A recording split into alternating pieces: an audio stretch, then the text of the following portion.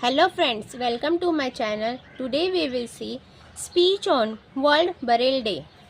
Good morning everyone. Today we are here to celebrate World Braille Day, which is observed on 4th January every year. This day is special because it marks the birthday of Louis Braille, the person who invented the Braille system.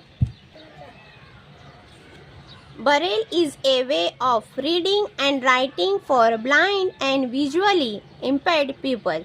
It uses raised dots and be filled with fingers. This amazing invention has helped millions of people around the world to study, work and live independently.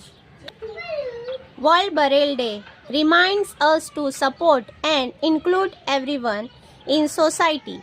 It teaches us that no one should be left behind because of their disabilities.